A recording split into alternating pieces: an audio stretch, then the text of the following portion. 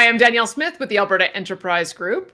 We're collaborating with Common Sense Calgary to interview candidates for the upcoming civic election in Calgary on October the 18th. And joining me now is your candidate for Ward 11, Vance Bertram. Vance, thanks so much for being with me today. Thanks for having me. So, Vance, let's begin by talking about why it is you decided to put your name in to run now. Why are you interested in being a councillor? So I'd always thought about getting into politics, but being a master electrician and in the good years, I was always too busy to do it. But with the downturn in that, I'd basically be about 50% to what I normally get in a given year. So I got more time on my hands to run this time around. So I thought, why not get into it? The electrical field gives me lots of expertise into building and dealing with clients and customers, homeowners. So I felt like I had lots of knowledge in that department. Okay, so you are going to be replacing the current incumbent is Jeremy Farkas. He's not running in that ward, but he is running for mayor. When you look back on his 4 years as council member, is there anything you would have done differently? No, I actually really liked most of the stuff that he was up to. One of the things that's really hard with trying to track your councillor is trying to find what they did wrong in there, and that's one of the things that I really agreed with Jeremy Farkas on was his transparency, saying that things should be a lot easier to find what your councillor's up to, because even someone like me who's interested in it, follows it quite a bit, even I couldn't pick out a whole list of things that I didn't like that he was doing, because it's so hard to follow with your daily life on top of things. So I would like it if it was a little bit easier to find. I always say to people at the door, it should be as easy as looking up your councillor's name on the City of Calgary website and looking at all the things that they're voting on. Right. Let's talk about the things that you're hearing in the ward. What are the top 3 issues? Top 3 issues are going to be property taxes. Property taxes are a really big one. The snow clearing, like I've heard lots of other people chatting about as well. And basically the spending at City Hall is what they're most concerned about, that basically we're spending way more than we actually are bringing in. And with everything going on, people feel like City Hall is trying to squeeze blood from a stone kind of thing right now with it. And the other big one, I'm actually getting a whole pile of single voter issues about people asking me if I support masks with COVID and forced vaccinations. So lots of people, as soon as they hear that I'm not in agreement with forced vaccinations or mandating masks for everyone, they basically shake my hand, take my flyer, and I'm on my way. So it's surprising to see that. But yeah, there's a bunch of those people out there. All right. Let me talk to you a little bit more about the issues you raised around spending, because there's the big ticket item on the operating side is the salaries, wages, benefits, and perks for city staff, for managers, as well as for council members. So let's deal with those in each piece, and you can tell me if you would take a different approach. So the former council member for Ward 11 did a lot of work on raising the issues of pensions and also the level of pay and transition allowance for council members. What do you think needs to be done there? Do you think council members are paid fairly, or do you think they should take a cut?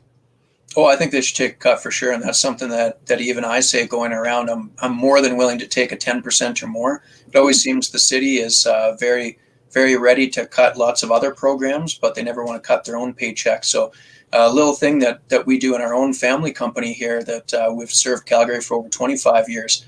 And something growing up when I started out in the field at 16, our dad always said that things come from top down. So at the end of the day, the last person to be paid was himself. And he said the good reason for that is if I quote a job wrong or I mismanage the funds, I need to feel in my pocketbook. That way I do a better job. So I always tell people it should be the same with politicians. If they're being paid and the city isn't doing very well and we're trying to tax people more, it wasn't the taxpayers that made the decisions, it was the politicians. So let's start with them and work our way down. Well, let's work our way down.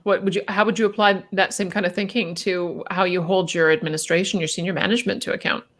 I think the same thing should happen. So I think I was looking at the budget for Calgary, and when I'm talking door to door with people, I always say I would like to take all public funded sectors and basically cut them all at the same rate. Basically, that way one side can't say, you're favoriting this one or you're favoriting that group. And if you do that, like Calgary at one point was short $26 million. And to make up that money, if we did a 1.5% reduction right across the board for every public funded person, we would come up with that money easily. And even in the police force, that would only come out to $7.5 million. And they just said that they absorbed 12 million on COVID costs, no problem. So there must be money there that's able to be cut. And yeah, I'd like to do that. Any other thoughts of where you might find efficiencies or cuts aside from wages? Anything that comes to mind?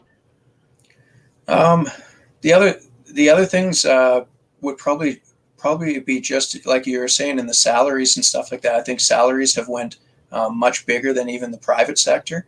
Mm-hmm. And with everything going on, like I know there's lots of sectors where their unions fight for higher wages, especially during good times. They say the average wage of Albertans is really high, so we need to increase it. But nobody ever comes back to the table when times are bad and says, hey, you know what, everyone's doing really bad, we need to lower it. Never seen a union do that. And like I say to people, 1.5 when you're saying straight across the board isn't that big of an ask. Most people in Calgary and lots of people that I've talked to are at their own doors. When they hear 1.5, they said that they would dive on that opportunity if their employer said you could take a 1.5 loss, but you can still be employed. Yeah. Lots of people are willing to take that. It just seems to be other groups that don't want to do that. Everyone wants to shave someone else's money down, but they don't want to shave their own. So you talked about taxes being raised as one of the big issues in your ward, and we've seen that we've had kind of like a layering effect with the hollowing out of downtown that pushed a lot of the non-residential taxes out into the businesses in the outlying area. And then when that burden became too high, it's now being pushed out onto the residents in the form of a tax shift. Tell me how you would solve that problem. The biggest thing that I think that we should be doing is trying to get businesses back in. We need to incentivize it, make it something, make Calgary a beacon of hope for people to come back to, and actually get that downtown filled back up again. I know that City of Calgary, I think they had $100 million project for building, basically incentivizing different groups and that, but then they're checking them rather than putting that money back into the taxpayers that gave them that money in the first place. There's lots of businesses that I'm sure would love to stay open rather than paying for a fund for their competitors to possibly move in and have money on there. Let's talk a little bit about that too, because I'm interested. Were you referring to the Calgary Economic Development $100 million fund in business attraction? Okay, because there are a bunch of different ways that you can attract businesses back into Calgary. You could reduce taxes. You can give tax holidays. You could do that kind of direct support. You could reduce regulations, permits, fees, timeframes. Give me an idea of what kind of approach you prefer. Well, the other one that I've heard from lots of people too is the like you were just saying, the timeframes. So I've talked to a bunch of business owners and I asked them, why is it that so many businesses are relocating outside of the city and therefore not paying city taxes? And they said, well, it's very simple. When we apply to the city of Calgary, there's no time frame saying when they might be up and operational. They said it used to be really good. It used to be about 6 months or so, and then they would either get a decision one way or another, approved or not approved. They said right now there can be upwards of 18 months to 2 years, and sometimes they don't even get a response back by then. So they'll apply to both the city, and then they'll also apply to outside the city. So lots of them are basically getting that approval on the outside in 3 to 6 months. So time is money to businesses, and they just say, well, it's easier to go develop out here than it is to be in the city, and we can still operate because most people are willing to travel that little extra distance to get there. Yeah, before I leave the revenue side, there have from time to time been questions raised about whether Calgary needs a new source of tax revenue. The conversation often comes up in the context of city charters. Do you think that there does need to be new tax power? No, okay. Definitely not. I don't think that we need to find new ways to I had to ask. I figured you'd say that, but I had to ask. Yeah. All right, let's talk about capital spending, because there's been some big ticket items there too. So you look at the Green Line. It started off as a project that everybody had buy-in on, $4.7 billion, 40 kilometers. It would go deep south, deep north, serve the entire city, and it looked great. And now it's doesn't go either deep north or deep south. It's got a huge project part down in the middle of downtown. It has to be buried underground, and it's going to cost over $5 billion. So here's the question: when you look at that project, is it full steam ahead? Can we modify it in some way, or do you just cancel it altogether? Well, from my understanding of it, there's portions of it that we can't cancel at this point that are already underway. But I do think maybe pausing on some of those things until costs come down. Like I know lumber is finally coming back down, but steel and copper from my industry still aren't coming down that much. So those prices are so high that there's lots of contracts that even in our own personal business here, they've been pulled because the businesses can't afford the taxes, or not taxes, sorry, the increased costs of copper and steel. Wow. So, and considering it's the Green Line LRT, I imagine there's quite a bit of copper and steel going into there. So see if there's portions of it that can be delayed. Let me ask you about the other capital projects that have been approved. They were approved against the advice of the city's own CFO, who said the city could afford only one of them, but they did approve them all. But give me an idea, if you had been sitting at the table, what you would have prioritized at the top. So there's the event center with the Calgary Flames, the BMO Center expansion for convention space, the Arts Commons transformation, and the Foothills Fieldhouse. What do you think should be top of the list? For me, top of the list probably would have been the event center or the arena. But even with the arena deal, I really wish that the money given to the arena would have been more of a loan to them, that they pay back to the Calgary taxpayers than us just paying straight into it. From my understanding, there's lots of other NHL teams that pay for the whole stadium themselves. So I'm not sure why Calgary was on the hook for half of it. But I would say the hockey and the event center would be the biggest draws to getting people into the city and filling hotels and tourism and helping our local economy. Okay, let me ask you another question about going into the issue of housing.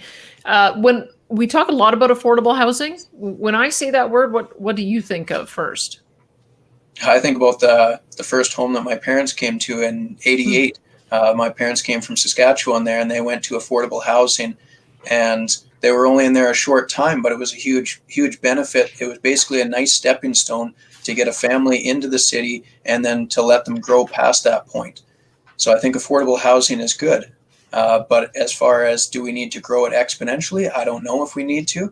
One of the big things I think we need to do on not just affordable side, but on the side of trying to get people into being homeowners is to try and get foreign investment out of homes, because there's so many vacant homes because we've got so much foreign investment, but there's not actually people living in there. Cities like Vancouver are experiencing the exact same thing. It seems like we have a shortage, but we actually don't have a shortage. We just have a shortage of people that are actually able to qualify and get into there. How would you address that? I think there's been vacancy taxes. Is that they've got vacancy taxes and stuff like that, but the businesses that invest into it realize that they can still turn a profit off it. So that it's not something that's deterred them enough to make it open again for the people that are actually trying to come to Calgary. So you end up forcing people into renting homes rather than being homeowners. Like I've got people in my own family where they weren't qualified for being a homeowner, but they were qualified for renting at an additional $400 a month. So it doesn't make much sense, but these groups have a whole bunch of clout and money invested into it. So the average person is unfortunately driven away from it, and it just drives up the prices. All right, let me deal with affordability on another aspect, on the issue of homelessness. Do you have some thoughts there about what needs to be done? On homelessness, I wish that they would do more programs to address it on a smaller scale. I know that there are some places in some cities where they do modular homes or smaller communities kind of thing. Yeah. The only problem with that is even I believe it was in Toronto that they tried a pilot project that a guy started coming up with, and he was building small places by himself, and the city came down on him and said that they weren't allowed to do that because the city hadn't sanctioned it themselves. It had huge success, but because the city wasn't in board with it, or maybe the city just didn't make money off of it, then they basically got shut down. But I would like to see help for it. But again, at the end of the day, people need to make better decisions on their own personal sides. Homelessness is driven by mental health issues a lot, and drug addiction. If we could get a better handle on mental health and drug addiction, I think we'd be doing better for them than just offering them a home if they're not ready to be a homeowner or take care of things. All right. Let me ask you if the guidebook for great communities has come up as you've been going door to door. Yeah, that one's going on quite a bit. Yeah. Really? What are people saying to you? There's lots of people that aren't for it. They're saying basically they bought into particular communities for the home for a family kind of feel to it.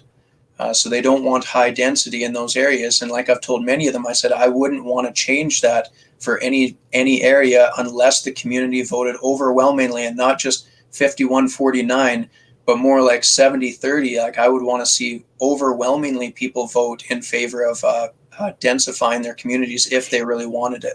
Give me a sense of your communities and whether there are places within each of them where density makes sense, or if, and you can be surgical about it, or is it just not the right, an appropriate policy for most of your neighborhoods? I think for most of them, it's not an appropriate policy. There's areas like I live in Cedarbrae, the community of Cedarbrae here, and I've been here for over 25 years. I know that we've got some row houses and small apartments and that sort of thing, which is fine. But there's also lots of areas that are single family detached homes, and I couldn't imagine having it where next door to me, I all of a sudden have a fourplex or duplex come up, right? I understand if you're keeping them all together in a row, you generally grab people that are of the same point in their life. They might be single people that want to just live in a smaller home kind of thing. But when you start having all of them intermingling, sometimes you're just grabbing people at different stages of their life and they don't have as much in common. So you end up, the neighbors don't quite connect like that they should. Right. So the big debate does happen over, do you build up and densify and use existing infrastructure, or do you build out into greenfield? You have more density, smaller lots, more affordable, but also less infrastructure. And so how would you make that balance? What would you do? From talking to people and realtors and developers, there's been this basic same idea from both of them. They said it's no different than a person. When you see your own child, you wouldn't want them to grow out one way too fast before the other. So they said it's kind of a mix of both. You need to both move up a little bit and move out at the same time. If you do one too fast and not the other, you end up having troubles because you won't have the tax base. Again, if you grow too far out, you won't have the tax base to be able to pay in for all the services and that you need. And if you grow up too much without growing out a little bit, you have too much densification of people, and then you end up having crime rates go high. Okay. I have a few, speaking of crime, I've got a number of questions that I want to ask you that came up in the last year. So let's start there with the issue of the Defund the Police movement. That's what they called themselves. What does that mean to you, and what do you think we should learn from that movement? I think people thought that it was a really good idea, but I don't think a lot of people understand how few police officers that there already is in Calgary. I know just by looking through their numbers that we're just north of about 2,250 there. And when people hear that number, they about have a heart attack. I've had lots of people estimate that we have about 50,000 police officers for Oh the my city. goodness, really? And yeah, I've had lots of people say that one, or even 25,000. And I said, I really wish that you were right, but our cost for it would be so astronomical. It's not even funny. I said, we're already with just that police force, we're already $500 million. So you can only imagine how much bigger that would be. As far as defunding them, I don't think defunding them. But again, like I was saying before, if we're doing cuts straight across the board, if Calgary isn't doing good, we shouldn't be not looking at cutting everyone straight across the board. Just like I said before, they had $12 million that they said that they absorbed no problem from the COVID. I'm sure 7.5, if we were looking for that 1.5% reduction like we were talking about before, I'm sure that they would be okay with that, and that wouldn't be a huge thing. Okay, talk to me a bit about the speed limits, and if it's an issue in your ward. The city voted to move speed limits down to 40 kilometers per hour in the residential zones. Did you agree with that? Yeah, actually, I don't mind the 40 kilometers an hour. I've talked to lots of residents about that, and they said they didn't have an issue either. Most people that have family or kids, they all understand that even at 40 kilometers an hour, most people don't even do that in a residential area, but they at the same time don't want to see it lowered so much that it's at 30 kilometers an hour. I spoke to an older gentleman that says that since they changed one of the roads on his down his street, where it used to be not allowed people to go drive down there during certain hours of the day, he said that now he's got nothing but race cars going past even in front of the school zones, because it's just a long stretch of roadway. And he said The biggest problem is that they don't have anyone to enforce it. And again, I was able to tell them how few police officers there are.